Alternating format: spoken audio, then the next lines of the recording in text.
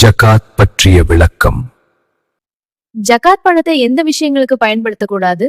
பள்ளிவாசல் கட்ட, அனாதை மையத்திற்கான செலவு, அடக்கம் செலவு, மையத்திற்காக கடன் அடைப்பது போன்ற விஷயங்களுக்கு பயன்படுத்தக்கூடாது.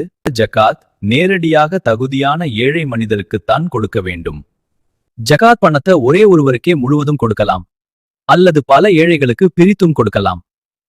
ஜகாத் கொடுக்கும்போது இது என் ஜகாத் என்று மனதில் நினைத்து அவசியம் நியத் செய்து கொடுக்க வேண்டும். அத்தா, ஜகாத் கொடுக்காம விட்டா என்ன ஆகும்? எவரிடத்துல பொருளாதார வசதி இருந்து ஜகாத்தை நிறைவேற்றலையோ அவர் அல்லாஹ்விடத்தில் பெரும் குற்றவாளியாக கருதப்படுவார்.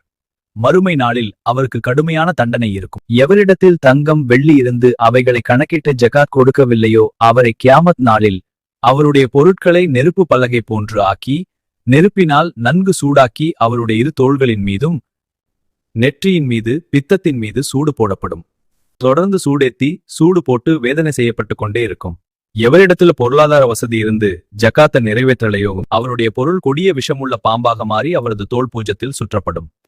பிறகு அப்பாம்பு தனது கொடிய பற்களை கொண்டு அவரை கடித்துக் கொண்டு, நான் தான் உனது பொருள், நான் தான் உனது பொக்கிஷமாகும் என கூறிக்கொண்டே இருக்கும் என்று நபி ஸல்லல்லாஹு அலைஹி வஸல்லம் அவர்கள் கூறினார்கள். ஒரு தனி மனிதருக்கு ஜகாத் கொடுக்கும்போது அவரிடம் அந்த ஜகாத் பணம் சேர்ந்து அவரே ஜகாத் கட்ட வேண்டிய அளவுக்கு கொடுக்க கூடாது. ஜகாத் என்பது செல்வத்தை குறைப்பதற்கல்ல, அதை தூய்மைப்படுத்துவதற்கும் ஏழைகளுக்கு உதவுவதற்கும் தான். இது நமது கடமை. ஓ, புரிகிறது.